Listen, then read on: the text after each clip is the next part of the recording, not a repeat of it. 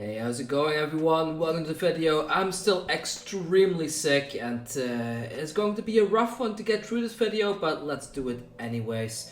So I have been updating the Fai Deck. I've been updating a bit. For those of you that are on my Patreon, you probably see an updated version of this every second or third day or so. This is nothing like the original build that I've been playing a couple of weeks ago that I did a video about, and as we go through this you can see that a lot has changed. A lot of these things I implemented based on my personal testing and optimizing, and some of these things I added in because I simply saw them doing well in other people's decks, or patrons linking me their deck that they use over at a Road to Nationals and stuff like that. And for the most part, with the current version of the build, I'm rather happy with it. I think it's doing extremely well, especially the combo potential with the Master of Pouncing Links with the Blossom of Spring. And let's get right into it then, shall we? Of course, the decklist will be linked down in the description, so if you're just here for the decklist itself, I would kindly ask you to at least leave my video running for the watch times, for the YouTube algorithm. However, you're free to copy it there, play the list, and edit it as you please yourself. You can add things in, take things out, depending on your personal playstyle. So what am I running? I run 5 copies of Belittle. I think 6 copies of Belittle is a little bit too much for a deck like this because we are only running 2 copies of Blue Minnowism. I think 5 Belittle is like right the sweet spot you want to be at in terms of Belittle attacks in order to go wide with your Minnowisms and stuff like Art of War. Generally speaking, you want to crack your Blossom of Spring, play Belittle, fetch your Minnowism, and then you can use the fetch Minnowism to pay for something like an Art of War and stuff like that, to push your Belittle to 4 damage or 5 damage if you cracked the Stubby Hammers before that. I also have a couple of things in the sideboard like the Erased Face and Thaw. Like those are very nice against all the Illusionist heroes, and also very nice against things like Lexi, because Erased Face is just a very strong card against those type of decks. Most of the Fai combo decks out there, they're not really running Phoenix form anymore. However, I found that it's not a guarantee that you can pull off your big combo turn. So having some alternative combos built into the deck can kind of pay into your favor in the long run. I did trim down my Inflames to 2 copies, like I usually run 3 to make the Phoenix form combo turns even easier, but I think 2 is probably the better place to be at. And we have a single copy of Rise Out, which is very nice as a late game finisher. If you have 3 flames on the field, you play a Rise Out for 9 dominate. Usually the opponent cannot really stop that damage and you can go in for the victory.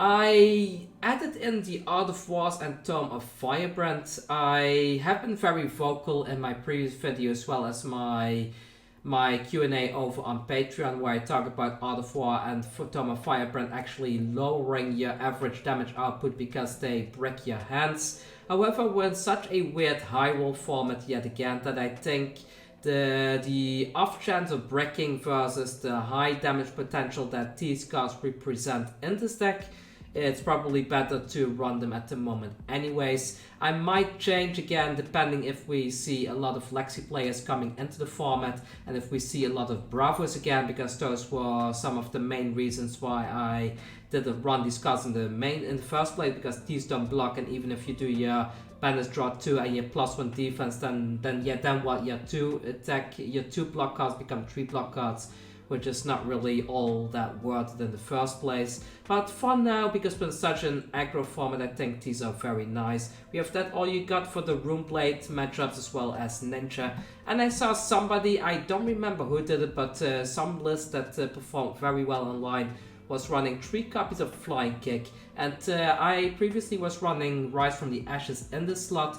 However, since we are running Art of War now, I wanted to have an additional attack in here, just have another target that we can banish and draw 2 with, which Rise from the Ashes wasn't in the first place. So Flying Kick is a very nice substitute. It blocks for 3, and it can be a very nice 5 attack at the end of the chain. On top of it, it has a 3 attack base power, which means that it is gonna get +1 from your Stubby Hammerers and stuff like that. So I think Flying Kick is a very nice janky thing to put in here. It's not draconic, but that doesn't really matter.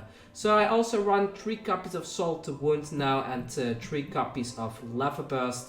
I really like these cards. I don't really go all in on the one cast finishers other than Rise Up anymore, simply because you do run into some resource issues outside of your combo turn, and I think having a 0 cost finisher is very nice in general. Salt Wound usually comes in for 5 damage, sometimes 6, and if you have a very defensive opponent, it tends to be at least 4 damage for the most part, because they do let something like a Phoenix Flame coming through here and there.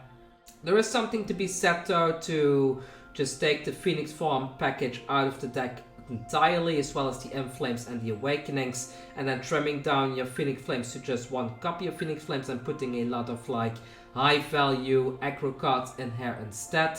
That's definitely something that I want to start testing in the coming weeks. As it stands right now, this deck, as is shown on the screen, has about a 54% win rate, which is in line with the big combo decks out there at the moment.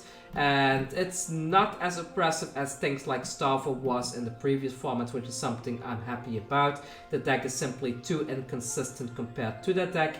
However, we're going to be seeing a lot of Fai. A lot of people think that this is the truth in terms of Flesh and Blood aggro decks, which I personally think, even though it's very good and your combo turns are absolutely massive, I don't think this is anywhere close to the level of to the power level that things like Chain and Redliner Briar were when they were waging war in the format. So, but it's still a very strong deck, especially with Monster the Pouncing Lynx. Being able to fetch yourself a finisher straight from the deck to push like an additional 7 damage, it's very good, and especially in combination with the Stubby Hammers, which in itself usually gives you like +6 or +7 damage as well. So these two together are already like 12 damage to the opponent that they cannot really do anything about, which is just a lot of power in the armor slots. And I do think that the Pouncing Lynx and the Stubby Hammers might need to be banned if Fai keeps on being very oppressive in the current format.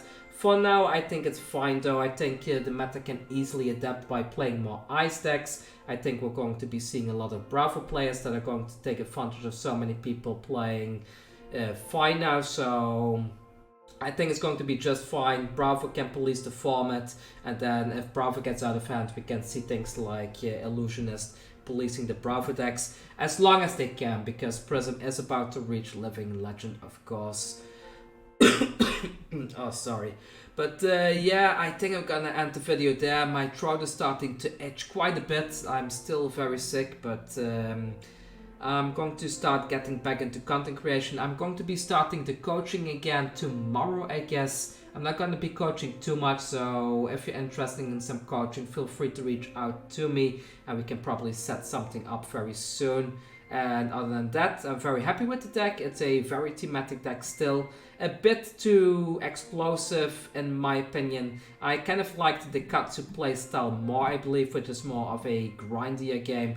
But it's nice to have a very solid ninja aggro deck in the format as well, even though it may need a little tweak or two from LSS, maybe a suspension for the Stubby Hammers or something like that. Thank you for watching, everyone. If you want to have an updated version of this list, because I will continue updating this much faster on my Patreon than I do on my YouTube channel, you can always check out my Patreon on patreon.com/KuganeGaming, where I upload all my updated decks whenever I do them, especially after coaching sessions with patrons. I tend to update decks here and there, put the list on my Patreon for everyone to see. So if you want to be completely up to date with the competitive side of Flesh and Blood, that's definitely the place to be. I'm very active on there, and other than that, if you want to support me, you can also buy a playmat on KuganeGaming.com. I have a very nice Lexi and Ira playmat at the moment. And don't forget to subscribe, like the video, and leave some ninjas down in the chat box, or the comments I should say. Thank you, and see you all soon.